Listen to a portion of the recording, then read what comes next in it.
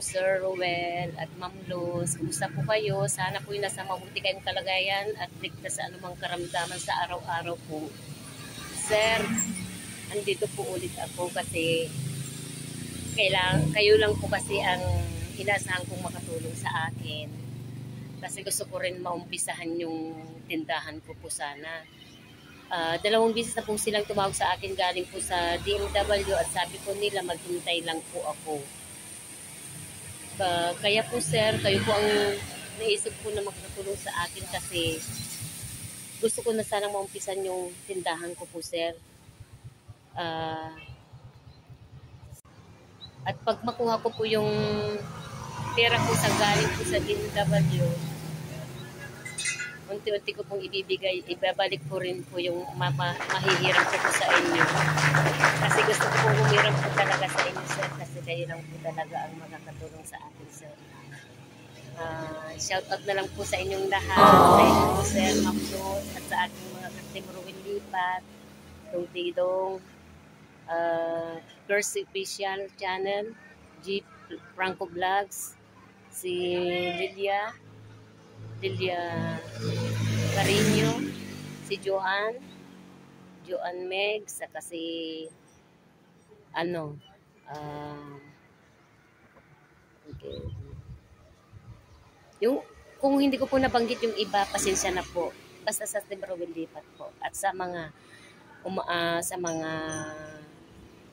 active po na nandun sa mga live ni Sir Rowel Lipat. Shout out po sa inyo. At salamat po ng marami sir sa inyong mga natutulungan.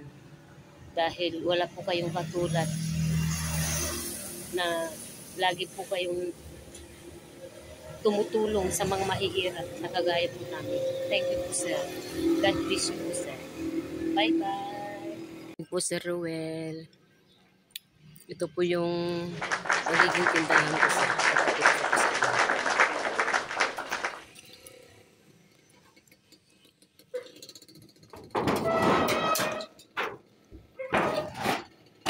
Ayun po sir.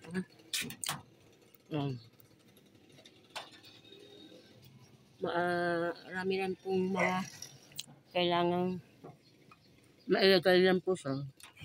Pero ito kasi inalis namin yung rehas niya ng dati. Ginawa kasi ng hamburger ito ng anak ko. Sa milk tea.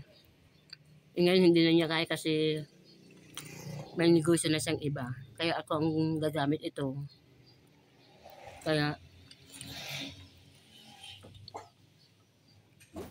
ito po sir.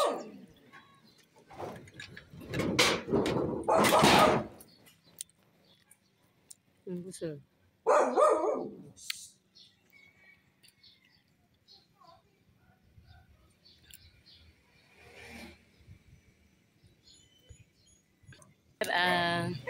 Kasi gusto ko sanang magtindahan hinihintay ko kasi yung ibibigay sa akin ng DMW.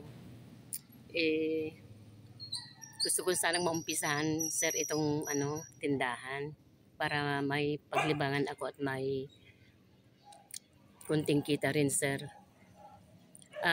Kasi dalawang beses na po tumawag sa akin ang DMW sir at sabi po nila ay maghintay lang po ako. So kung pwede po sir, hihiram naman lang ako sa inyo. Dahil po gusto ko nang maumpisan itong tindahan sir. At pag makuha ko po yung galing sa DMW, hulug-hulugan ko na lang po sa inyo o kay Sis Percy. So sana po sir matulungan niyo ako sa aking kahilingan sir. Maraming salamat po sir. Pagpalain po kayo, marami kayong tinutulungan. Pero gusto ko rin pong magsabi sa inyo sir. Maraming salamat po sir. God bless po. Ayan. Pwede pong buksan din itong bintanang ito sir. Inilak lang namin sa gilid sir, nakalakyan. Pero pwedeng buksan para mas maganda yung hangin makapasok sa loob. Ayan po sir. Ayan. Ito po sir. Ayan po sir.